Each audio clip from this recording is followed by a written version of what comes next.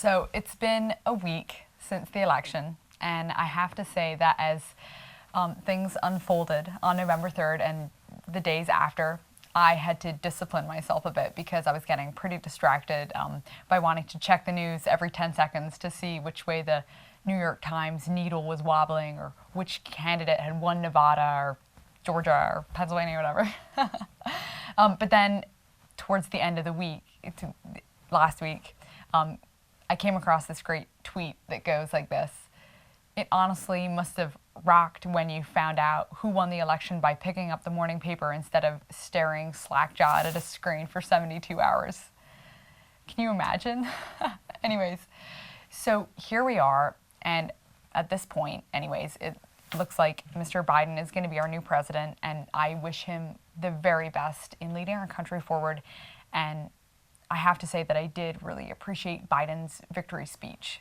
So I do want to take the chance to talk a bit about voting and what I think about it, because a lot of you guys asked in my comments to my community tab post what I think about politics, what the Bruderhof thinks. So here goes. I don't think I was the only one who had to do some soul searching over the last weeks as to who I should vote for, or if I even could, in good conscience, vote at all.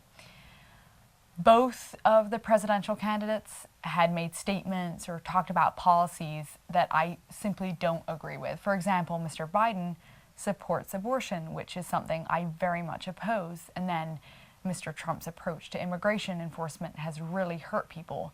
And actually, I am the granddaughter of immigrants on my dad's side, so Canadian and Swiss. Woohoo, Swiss chocolate. And then, of course, as a mother, one thing I just can't get out of my mind is the over 500 children that were separated from their families at the southern border. Like, I just can't deal with that. But in the end, I didn't vote at all.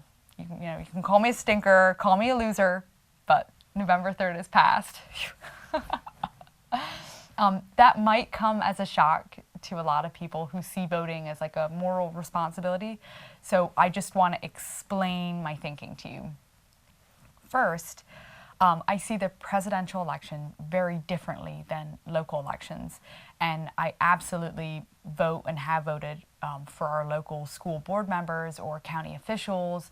And I also would vote, for example, on a budget proposal that will directly affect local children and families, so on. But voting for a presidential candidate is just like a whole different level, like I referred to in my two examples, just immigration, abortion, whatever. Also, and it's possible that I'm a bit simplistic about this, but the President of the United States is also the Commander-in-Chief of the Army and Navy.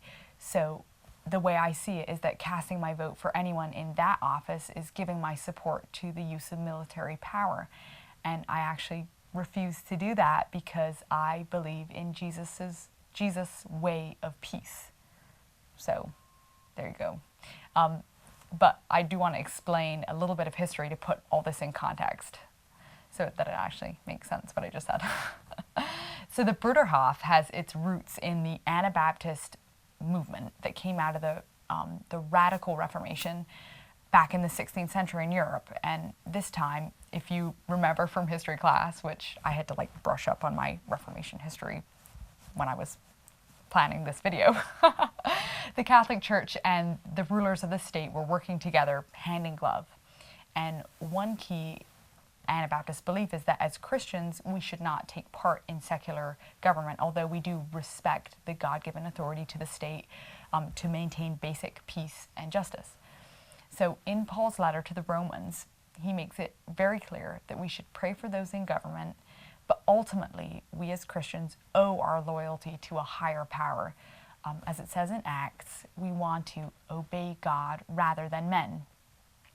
So one tenet of our beliefs as Anabaptists is that we won't serve in a government office or position like a judge or juror that gives you power over someone else's life or liberty. So that's Anabaptism. But this issue is also something I was personally raised to think about a lot because of my family heritage.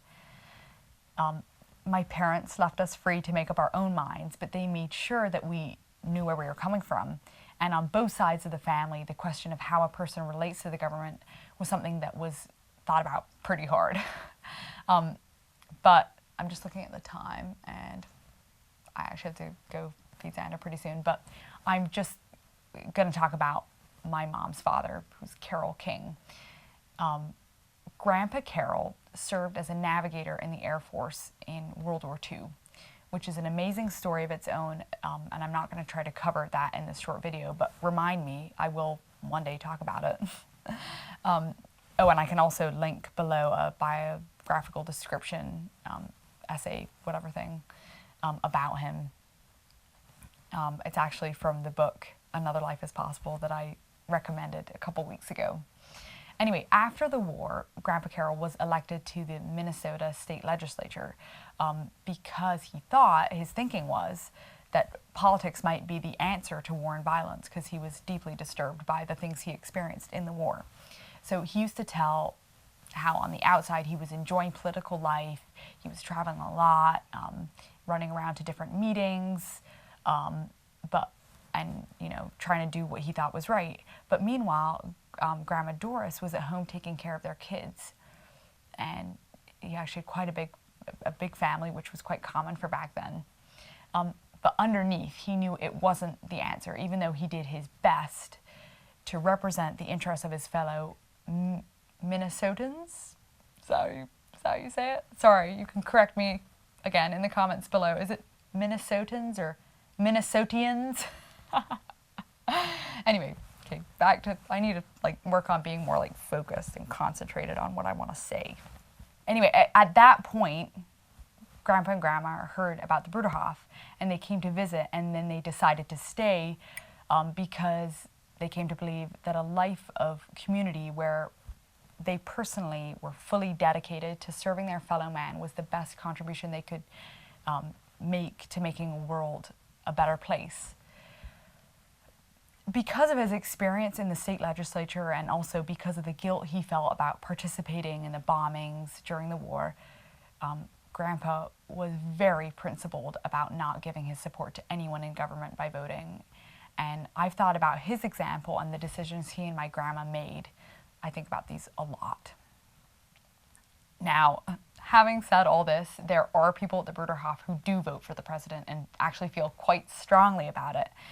And believe me, there are a lot of very lively conversations about politics and our relationship to the government. But one thing I want to add here is that I have no interest in arguing politics. I think we focus way too much on it. And rather than arguing, I think we actually would be better served if we would remember Paul's admonition to pray for whoever's in government and then to live peaceful and quiet lives of godliness and holiness. It's really funny saying that because I'm working on the godliness and holiness part. And the quiet part. Okay, wow. Making this big checklist in my head of things to keep working on. But anyway, one thing that one resource that I want to call people's attention to is an article in the Plow magazine by my old mock trial coach, John Hewlett, Esquire. He's an eternity. Okay.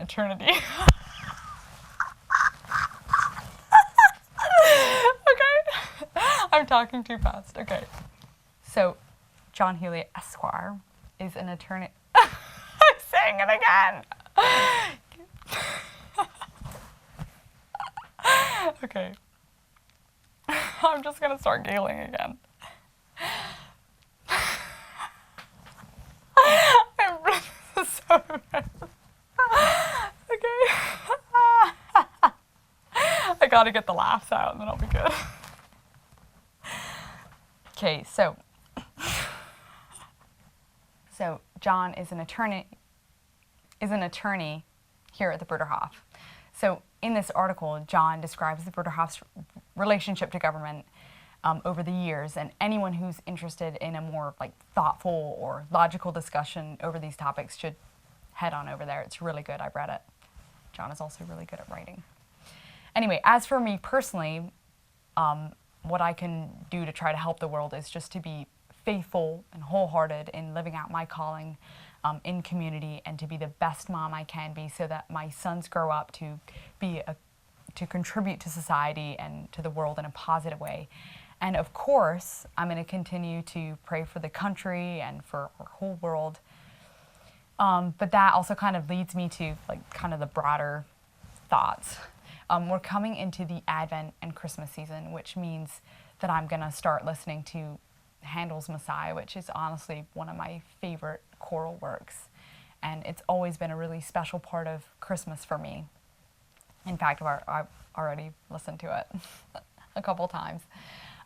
One of the choruses in there has a line that says, "And the government shall be on his shoulder." And that's a pretty big thought, like the government will be on God's shoulder. So just a thought for you to think about as well, and I'll just sign off there before I say another thing that'll make me laugh. Okay, bye.